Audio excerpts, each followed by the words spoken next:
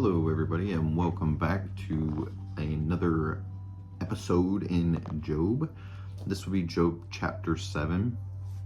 He's going to be responding to his friends who have came and visited him and have, the first one has talked to him. If you want to kind of catch up, I do have a playlist that has all of the previous videos to this one, but here we go in Job chapter 7. I'm going to be reading from the Message, the Bible in contemporary language.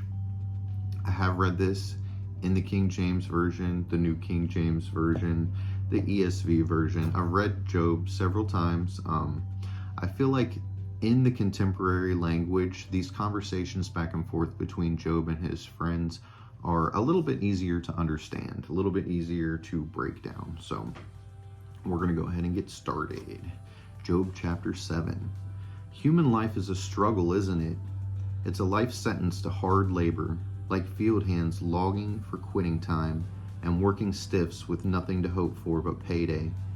I'm given a life that meanders and goes nowhere, months of aimlessness, nights of misery. I go to bed and think, how long till I can get up? I toss and turn as the night drags on, and I'm fed up. I'm covered with maggots and scabs. My skin gets scaly and hard, then oozes with pus. My days come and go swifter than the click of knitting needles, and then the yarn runs out, an unfinished life. God, don't forget that I'm only a puff of air.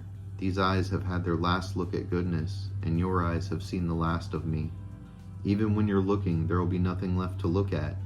When a cloud evaporates, it's gone for good. Those who go to the grave never come back. They don't return to visit their families. Never again will friends drop in for coffee. And so I'm not keeping one bit of this quiet. I'm laying it all on the table. My complaining to high heaven is bitter but honest. Are you going to put a muzzle on me, the way you quiet the sea and still the storm? If I say I'm going to bed, then I'll feel better. A little nap will lift my spirits.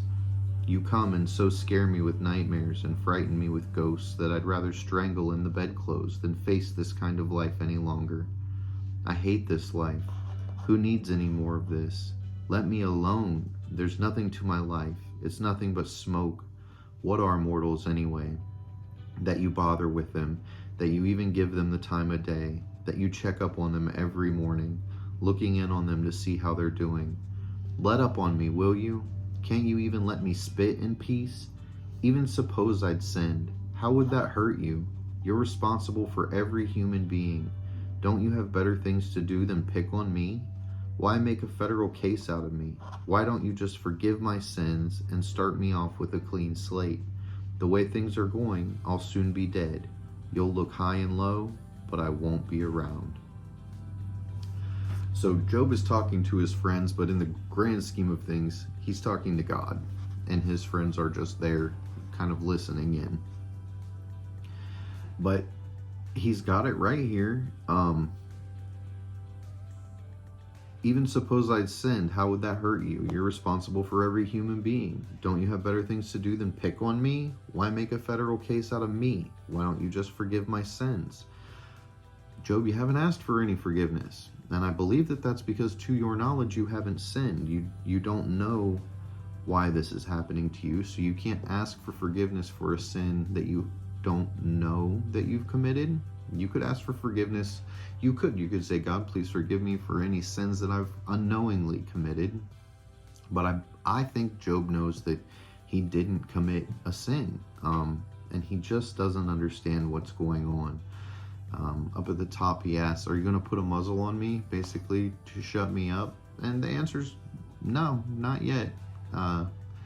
God's going to allow this conversation to go back and forth between himself and Job and his three friends for a little longer.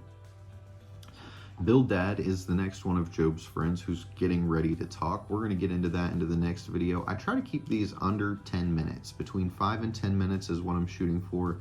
I'm just trying to get a little bit in there for you. And if you want to watch more than that, feel free. Click on the playlist and you can watch from the first verse all the way through and you'll be caught up to how far we are. So next we're going to get into Bildad's response, and that's going to be pretty interesting. We haven't had any words from Bildad yet, so it'll be interesting to see what he says. please hit that like button, subscribe to the video so you can catch more videos in the future. After we're done with Job, we're definitely going to keep going through the Bible. I'm thinking we might go to another Gentile story in the Old Testament, and we're going to throw in some of Jesus's parables as well. So it's going to be cool. Also, check out my shorts. I post shorts. I post a lot of those for me, just kind of inspirational things that I want to go back and maybe see. But I also post them because of all the shorts out there on YouTube, I feel like these ones should probably get a little more attention than some of the other stuff that's out there. And they're not shorts really that I've made. They're remixes of good stuff. So again, you guys have a good day. Hit that thumbs up video. It really does help get these out so more people can see them. And I will talk to you next time.